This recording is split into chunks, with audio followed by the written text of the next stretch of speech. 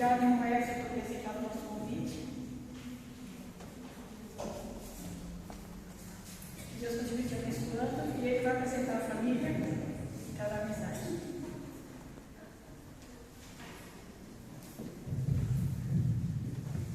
Boa noite, graça e paz, amada igreja, bênção estar aqui. Agradeço a Deus por mais uma oportunidade, pelo privilégio de falar a palavra do Senhor. Agradeço ao pastor Josivan e a diretoria dessa igreja pelo convite. Trago um abraço da Igreja Batista em Jardim Nordeste, na pessoa do nosso pastor Juvenal. E é uma bênção, né? Estou aqui com a minha esposa Edilene ali, com a minha filha mais velha, Isadora. Tem uma caçulinha, Melissa, mas hoje tem uma festa na igreja das crianças e ela trabalhou o ano todo. Então, se eu trago ela para cá, eu vou ter briga em casa. Então, já deixamos ela lá, mas a parte da família veio nos acompanhar aqui. Irmãos, eu sei que vocês estão no processo sucessão pastoral. Obrigado. Aproveitar e tomar um pouquinho d'água. Há 11 anos atrás eu era presidente interino da Igreja Batista do Jardim Nordeste, e eu sei o que é isso, mas nós oramos e Deus respondeu. Estamos lá hoje com o pastor Juvenal há 10 anos. Então a palavra que eu trago para o irmão é que o pastor daqui já está escolhido desde a fundação do mundo. Deus vai trazer um pastor abençoado. Estejam orando, que com certeza essa igreja tem muito o que fazer ainda nesse bairro. Tudo bem, irmãos? Eu quero, nesta noite, falar sobre uma história maravilhosa. A história de Noé. A história de Noé é uma história de fé, uma história de entrega, uma história de trabalho, de perseverança, mas sobre todas as coisas, uma história de misericórdia e salvação. Eu não sei, em 2014 saiu um filme chamado Noé, não sei se alguém aqui viu. Se alguém viu, esqueça, porque aquele filme, ele não deveria nem chamar Noé, deveria chamar Noé, né? Até o próprio diretor Darren Aronofsky, ele fala que é o filme bíblico, menos bíblico que existe, né? Muitos erros, né? É claro, a paisagem, tudo é muito bonito, mas a nós como cristãos aquele filme não serve nada. Eu quero então trazer a verdadeira história de Noé que está na Bíblia. Quero convidar os irmãos a abrir em Gênesis, capítulo 6. Vamos ver primeiramente de 7 a 12. Se você puder e quiser ficar em pé, em reverência à palavra do Senhor. Gênesis, capítulo 6.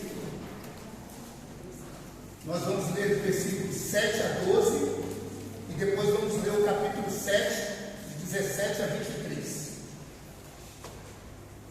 E disse o Senhor: destruirei sobre a face da terra o homem que criei, desde o homem até o animal, até o réptil e até a aves do céu, porque me arrependo de o haver feito. Noé, porém, achou graça aos olhos do Senhor. Estas são as gerações de Noé. Noé era varão justo e reto em suas gerações. Noé andava com Deus. E gerou Noé 3 filhos, Sem, Cã e Jafé. A terra, porém, estava corrompida diante da face de Deus. Encheu-se a terra de violência. E viu Deus a terra, e eis que estava corrompida, porque toda a carne havia corrompido o seu caminho sobre a terra. Agora adiante um pouquinho, no capítulo 7, a partir do versículo 17 a 23, subtítulo Dilúvio. E esteve o dilúvio 40 dias sobre a terra, e cresceram as águas, e levantaram a arca, e ela se elevou sobre a terra. E prevaleceram as águas, e cresceram grandemente sobre a terra, e a arca andava sobre as águas. E as águas prevaleceram excessivamente sobre a terra, e todos os altos montes que haviam debaixo de todo o céu foram cobertos. 15 côvados acima prevaleceram as águas, e os montes foram cobertos. E inspirou toda a carne que se movia sobre a terra, tanto de ave como de gado e de feras, e de todo réptil que roda sobre a terra, e de todo homem. Tudo o que tinha fôlego de espírito de vida em seus narizes, tudo que havia no seco, morreu. Assim foi desfeita toda a substância que havia sobre a face da terra, desde o homem até o animal, até o réptil e até as aves do céu. E foram extintos da terra, e ficou somente Noé e o que estavam com ele, e o que estavam na arca. E prevaleceram as águas sobre a terra 150 dias. Vamos orar. Deus e Pai, nós te agradecemos pela tua graça, pelo teu amor, pela tua misericórdia. Ó Deus, já valeu a pena estar aqui, pela comunhão com os irmãos, pelas orações, pelos louvores maravilhosos, mas o Senhor também quer falar conosco mais uma vez esta noite, Pai. Ó Deus, em nome de Jesus, continua abençoando esta igreja, e que a tua palavra fale aos nossos corações, em nome de Jesus. Amém. Amém. A igreja pode assentar-se. Semana que vem a Igreja Batista do Jardim Nordeste está fazendo 60 anos. Muita gratidão. E no próximo semana são vocês que vão estar fazendo 55 anos. Que bênção! Que bênção, temos a oportunidade que Deus nos deixa. Estará lá, sábado vai estar o grupo Prisma, e o Prisminha, um grupo muito conhecido, muito famoso, cheguem cedo, para ter lugar lá. Se Deus quiser, a igreja vai estar cheia, como aqui de vocês também no aniversário, que é sempre bom comemorar. Irmãos, a Bíblia relata que a terra estava cheia de violência, que os homens e as mulheres eram maus, que a maldade se multiplicou sobre a terra, e tudo a imaginação do pensamento e do coração do homem era má continuamente. E a partir do versículo 13, Deus chama Noé e dá uma ordem. Vamos, Noé, você vai construir uma arca, porque eu vou dar fim no mundo. E Noé ficou 100 anos construindo essa arca, construindo e pregando. Tanto que 1 Pedro fala que ele era o pregador da justiça. Imagine ele falando para aquele povo: olha, Deus, um povo mau, vai destruir, vai chover e vai inundar toda a terra. Só que tinha um problema. Até nesse momento nunca tinha chovido. Então não era doido. Vai chover, o que é chover? Vai cair água do céu. Mas Noé não se intimidou e ficou esses anos todos pregando a palavra de Deus, falando da justiça de Deus e construindo a arca. Deus então ele deu as instruções de como seria essa arca, mais ou menos 150 metros de comprimento, 25 metros de altura e 25 de largura e 15 de altura. Essa arca ia ter 3 andares, e uma janela lá no alto, uma janela pequena de 45 centímetros e uma porta lateral. Essa arca era do tamanho de um navio cargueiro médio. Os historiadores, os engenheiros, eles afirmam que caberiam nessa arca cerca de 40 mil animais. Já pensou? 40 mil animais? E nessa arca, além desses animais, tinha comida por um ano e mais um reservatório de água. Noé ele ficou 375 dias nessa arca, 1 ano e 6 dias. Só que essa arca ela não era um navio, ela não era abaulada como a gente vê nos desenhos, aquela coisa bonita, a arca de Noé, não. A arca era um caixão, um quadradão. Era um caixão, só que em vez de levar morto, levava pessoas vivas. A arca ela não foi feita para navegar. A arca ela foi feita e projetada para flutuar. Ela só flutuava Deus manda Noé e sua família e os pares de animais, 7 puros, 7 impuros, entrarem na arca. Eu penso, olhando essa história, primeiro Noé não deve ter buscado os animais, né? Lá em Gênesis capítulo 2, nos conta que Deus ele chamou Adão, né? E falou: Adão, fica aqui que você vai dar o nome dos animais. Então os animais passaram na frente do Adão. Aí veio aquele animal grandão, Adão deve ter olhado, isso tem cara de girafa, vai ser girafa. Aí passou o macaco, esse vai ser macaco, está pulando o mundo. Então, como Deus naquela época chamou os animais, eu creio também que Deus chamou os animais para Moisés, para Noé. Noé estava construindo e os animais foram chegando.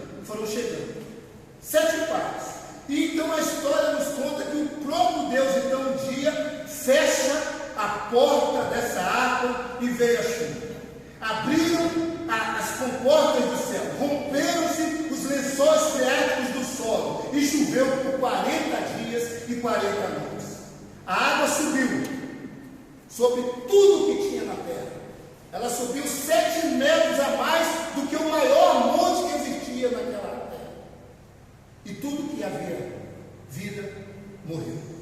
Espíritos. A Bíblia relata que toda planta, que toda alma vivente da terra, todos morreram. Tudo que respirava, tudo que se movia pela terra, acabou. Vocês conseguem imaginar isso? E eu gosto de dizer que na arca, ela tinha 3 grupos de pessoas. O primeiro grupo, os chamados, que eram os animais. O segundo grupo, o escolhido, que foi Noé. E o terceiro grupo, os agregados, que era a família de Noé. Eles não mereciam estar lá, porque só Noé era justo e reto com Deus. Mas através de Noé, eles receberam a bênção da salvação. Por isso que eu creio muito naquele versículo que Paulo fala lá em Atos capítulo 16, 31. Crê no Senhor Jesus e será salvo, tu e tua casa. Nunca desanime, acredita, creia que Deus ele tem uma obra para fazer na tua casa. Independente que as pessoas falem, orem, não vai dar, eu não acredito. Deus é o Deus do impossível. E nós queremos que vai ter salvação em toda a nossa casa. A arca era um lugar de salvação, era um lugar de misericórdia, era um lugar de esperança. E eu pergunto para vocês, irmãos, vocês queriam estar na arca naquela época? Vocês queriam? Quem queria estar na arca, levanta a mão aqui. Ou vocês queriam estar do lado de fora, lá de mundo lá? Amém? Todo mundo na arca, né? Amém, glória a Deus. Mas eu quero dizer para vocês que a arca não era um local fácil de se ir. Imagine mais ou menos 40 mil animais. O exército zoológico maior do mundo, um dos maiores zoológicos do mundo, está lá em Berlim. E ele tem mais ou menos 13 mil animais. Só que só para alimentar esses animais tem 50 pessoas. Mas na arca só tinha 7. Agora imagine alimentar 40 mil. 3 andares. Sobe, desce, leva a comida para cá, leva a comida para cá, leva a comida para lá. Bota água aqui, água acabou, bota água para lá. O turno lá era de 24 horas. Não tinha tempo para descansar, não. Não tinha tempo para TV, porque também não tinha naquela época, né? E nem celular, né? Mas se tivesse lá, o celular ia ser confiscado. Era trabalho, coloca comida, coloca água. E tem mais alguma coisa. Quem come, defende. Imagina a sujeira que era aquela água. Só tinha uma janela lá no terceiro andar, de 45 centímetros. Então toda aquela sujeira, cavalo, elefante, os animais, eles pegavam, subiam os andares e jogavam lá fora. Não é fácil. E tem mais. Quem bebe água, urina. Vocês sabem quando a urina entra na madeira, o que acontece, né? Aquele cheiro fica lá uma semana. Só que naquela época não tinha pinho-sol. não tinha criolina, não tinha veja, o cheiro era insuportável. Eu tenho uma cunhada que ela tem um cachorro, agora morreu, eu tinha 2 cachorros na casa dela. Quando eu chegava lá, eu já sentia na porta o cheiro da urina. É difícil, irmãos. Eu tenho um cachorrinho lá em casa e às vezes eu solto ele na garagem.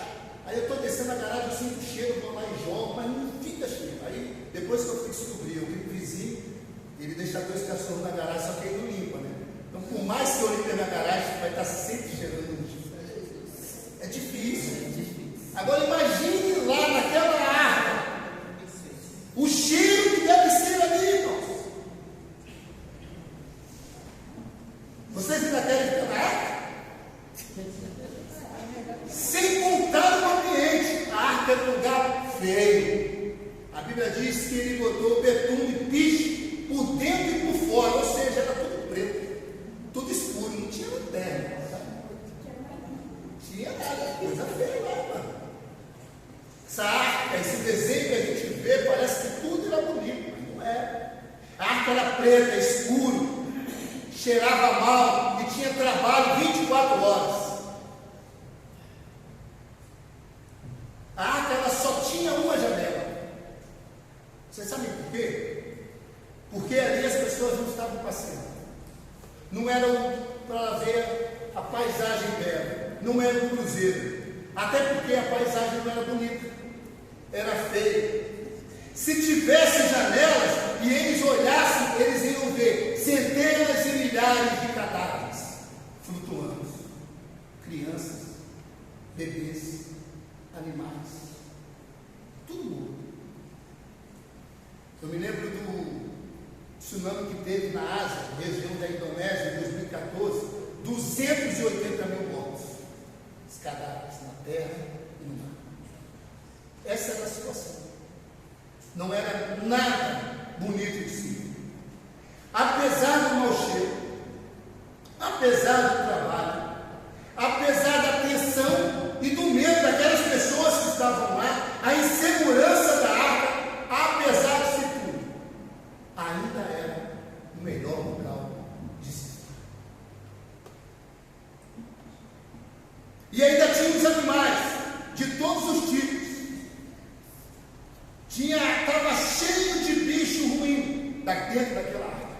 Tinha cobra, cobra é um animal astuto. Tinha um rato. Rato, o pessoal fala que ele rouba, né? Você deixa lá alguma coisa, o rato vai lá e rouba. Tinha a hiena. A hiena é aquela que mata a rima. Tinha o urubu. O urubu é aquele que fica lá só olhando. Você não está morrendo. Só para buscar os cadáveres. Deus poderia deixar esses animais do lado de fora. Deus poderia querer fazer um mundo perfeito. Só com animal bom, guaxinim, cachorro, gato. Mas Ele permitiu todos os tipos de animais. Sabe o que eu aprendo com isso? Que precisamos aprender a conviver com o mau cheiro, com o sujo, com aquele que supostamente não vale nada, com o mentiroso, com o zombador, com o fofoqueiro. Começaram a entender? Mas sabe o que nós fazemos? Nós colocamos para fora da arca. Mas nessa noite, o desejo do meu coração é que nós aprendemos que a arca não é nossa. A arca não é nossa. Falamos assim: olha, eu não suporto aquela pessoa. Eu não quero cumprimentar aquela pessoa. Olha, tomara que o fulano não venha, tomara que ele vá embora e nunca mais volte. E nós jogamos pessoas para fora da arca. A arca não é nossa. Como nós iríamos nos comportar se um presidiário um bandido muito famoso entrasse na nossa igreja e sentasse lá do lado? Uma prostituta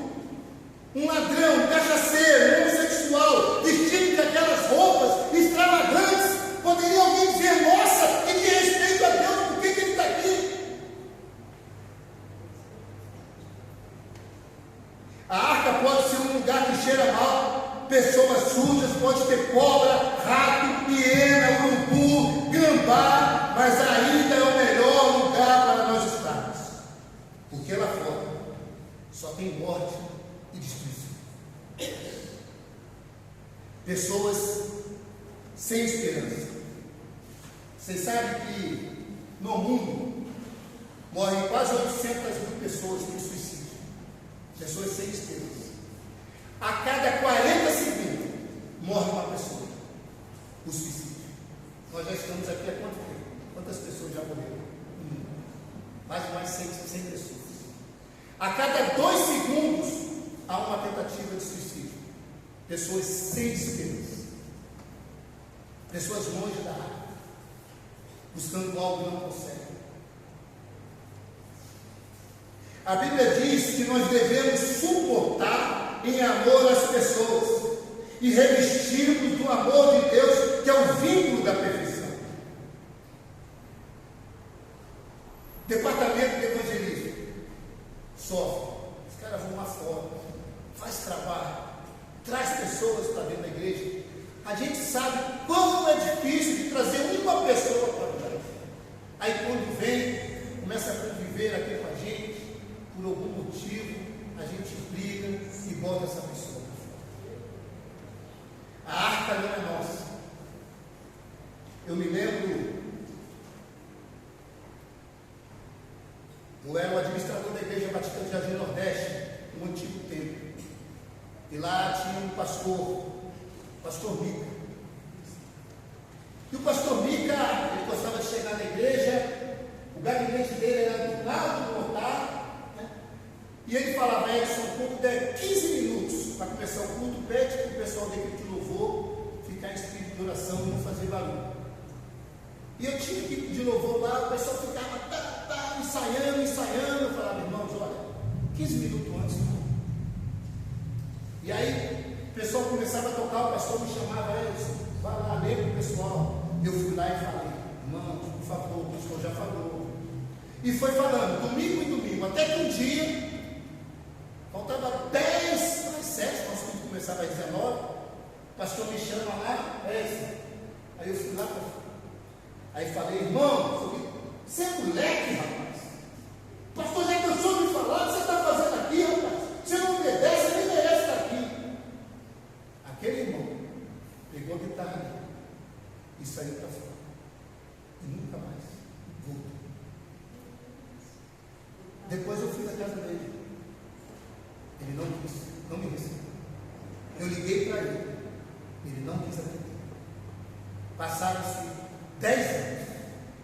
Eu encontrei com ele, com a Sargueira, a esposa e a filha dele. A esposa me cumprimentou, a filhinha não me conhecia. E ele falou, eu dei a mão para ele e falou: você não. A arca não. Sabe o que eu deveria ter feito? Deveria ter falado: irmão, você é uma bênção. O louvor, você ajuda no louvor, vou te dar um abraço. Mas agora, para um pouquinho. Tratar com amor. Precisamos tratar com amor.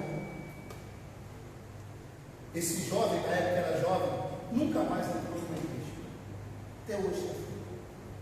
Eu sei que a responsabilidade da salvação é individual. Foi uma escolha dele, eu sei disso. Mas eu poderia ter evitado. Deus me mostrou, me ensinou que a arca não é nossa. Ele coloca. E ele tem que tirar. Jamais nós. Jamais nós. Quantas igrejas jogando pastores para fora?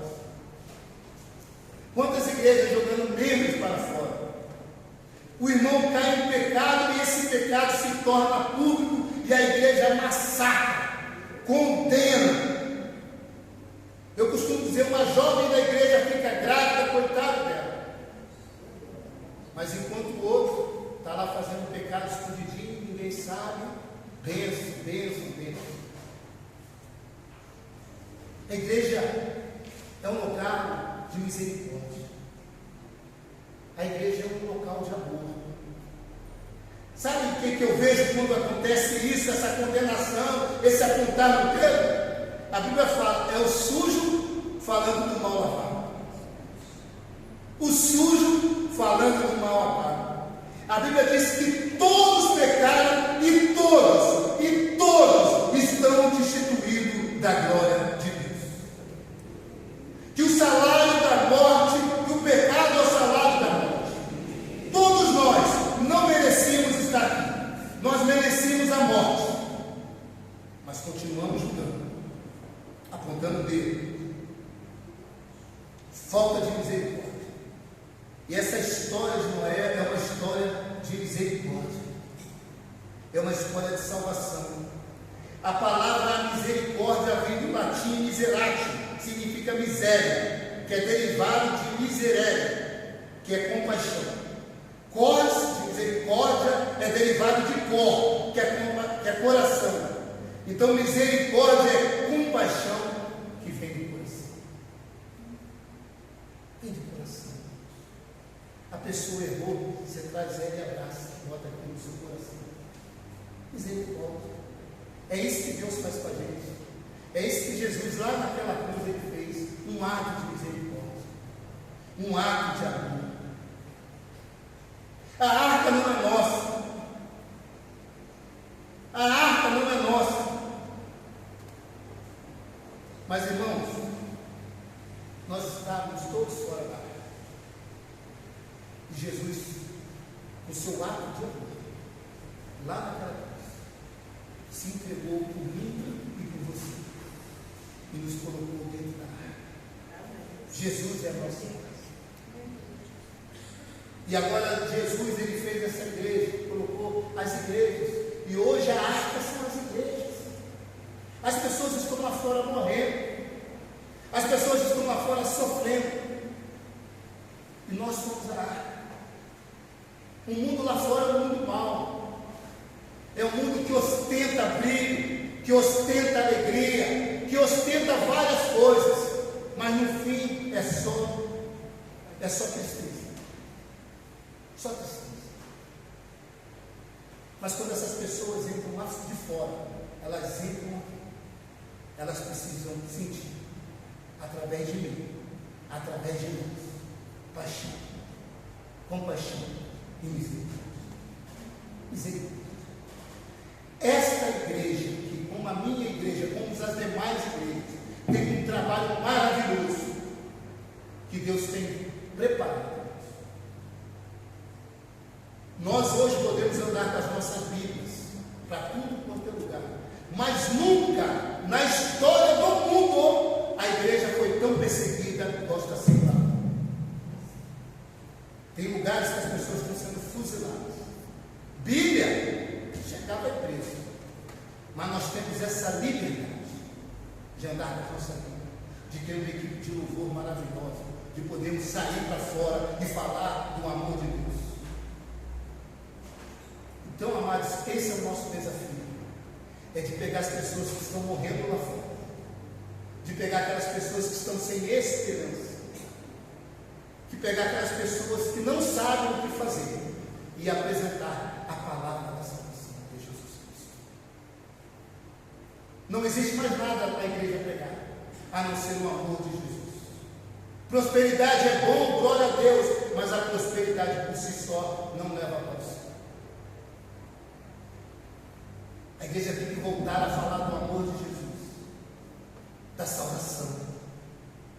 A igreja precisa voltar a falar a cada dia que Deus está vindo. A Bíblia diz que por causa da sua misericórdia, o mundo ainda não acabou. Ele está dando tempo de eu falar com o meu familiar, de eu falar com o meu vizinho, de eu falar com as pessoas, até que eu não gosto.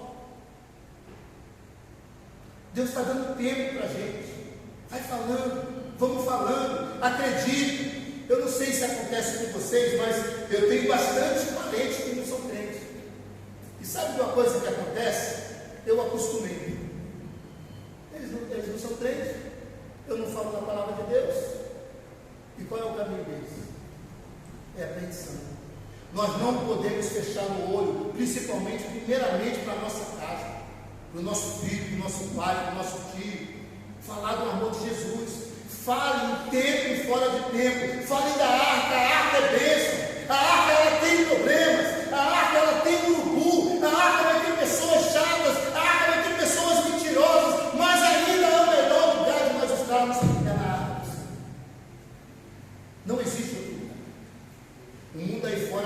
festa só mentira.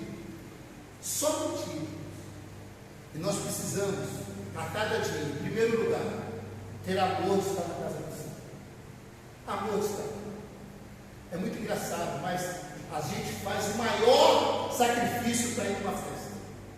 Se tem um casamento, pode cair canivete, mas a gente vai. Ainda compra roupa nova. Agora falou que é um culto na igreja, choveu um pouquinho, o Senhor espera, que vem o fogo, glória a Deus. Não é assim? A gente não vem, a gente fica desanimado. Hoje é a programação das mulheres, deixa elas. Hoje é dos homens. Não, é dos jovens, são muito barulhentos, e a gente não vem. E nós precisamos ter esse alimento diário. A arca não é nossa, mas nós fazemos parte da arca. Fazemos parte da arca.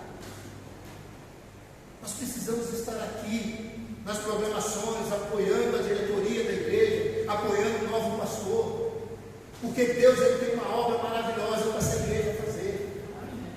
Meus irmãos, vocês passaram por momentos terríveis, difíceis, eu sei, mas tudo é uma preparação. Eu acredito que Deus nos prepara, nos traz desafios, nos traz tribulações, para nos tornar mais perfeitos. Tiago fala isso. Essa igreja está crescendo a cada dia, irmãos. Você já pode ver, hoje o banco, vocês acham que está cheio, daqui a pouco, irmão, não vai ter lugar para as pessoas aqui. Eu creio que talvez vocês vão ter que fazer 2 cultos por domingo, com o trabalho que vocês vão fazer. Vocês vão passar, a arca vai passar nesse bairro e vai trazer a salvação para as pessoas. E eu quero poder estar aqui com os irmãos. Quero poder vir aqui com os irmãos, cultuar a Deus, fazer um trabalho evangelístico com os irmãos. Estou aqui pertinho do Jardim Nordeste, é só me chamar que eu vou, eu venho. Irmãos, vamos olhar para o futuro, com alegria no coração e sabendo, esquecendo as coisas que para trás ficaram e olhando para as diante. Deus tem um trabalho maravilhoso para você. Mas antes do trabalho na igreja, Deus ele também tem a bênção na casa de vocês. Irmãos, se alguém de vocês aqui tem problemas em casa, peçam a Deus, restaura. A tua palavra diz que o Senhor veio para dar vida e vida abundante. Restaura a minha casa, restaura a minha família, restaura o meu coração, restaura o meu psicológico. Que Deus ele vai trazer uma igreja curada, restaurada, para que vocês possam ir para fora e arrastar através da arca do Senhor as pessoas que precisam. Eu creio tanto nessa igreja, irmão. Quando eu entrei na minha igreja lá, a gente chegava na igreja pequena, não dava certo, a igreja foi crescendo, crescendo. Primeiro o pastor Moisés, depois o pastor Mica, agora estamos com o pastor Juvenal. Nós tínhamos um templo, vendemos o templo, construímos uma igreja nova, irmãos. A gente olhava para as entradas, não dá. Não dá. O nosso templo hoje, juntando tudo, ele vale mais de R$1 milhão. A nossa entrada na nossa igreja lá, irmãos, era R$14 mil. Como é que você constrói um templo? Mas Deus, ele é poderoso para fazer infinitamente mais aquilo que nós pedimos. Eu creio em salvação, eu creio em misericórdia, eu creio no amor de Deus sobre as nossas vidas. Vamos orar? Deus e Pai Todo-Poderoso, nós te agradecemos, ó Pai, por mais um dia de vida, Senhor, que o Senhor permite nós estarmos nessa terra. Ó Deus, eu te agradeço, Pai, e te louvo pela vida desta igreja. Ó Deus, quantas famílias foram salvas aqui, quantas pessoas sentiram o amor de Deus, a misericórdia do Senhor aqui. Continua usando os irmãos, continua usando esta igreja, aumenta, acrescenta cada dia as pessoas dessa igreja, Pai. Ó Deus, restaura, cura aquele que precisa ser curado, restaura a família que precisa ser restaurada, Pai. Salva as pessoas que precisam ser salvas, Pai. Ó Deus, o Senhor é o Deus do impossível. Ó Deus, nos ensina a olhar lá para frente, olhar nos olhos do Senhor, olhar a vitória do Senhor, porque o Senhor já falou que a vitória é garantida, que nós somos mais do que vencedores em Cristo Jesus, Pai. Se alguém nesta noite uma tristeza no coração, uma angústia, que a paz do Senhor, que excede todo o nosso entendimento, possa entrar no nosso coração e invadir e trazer a paz, a graça e o amor do Senhor. Que nós possamos saber que o Senhor está conosco a cada dia e que o Senhor já nos deu o melhor desta vida. Em nome de Jesus, nos abençoa nesta noite, abençoa esta igreja, em nome de Jesus. Amém. Glória a Deus. Entrego a palavra para o Deus.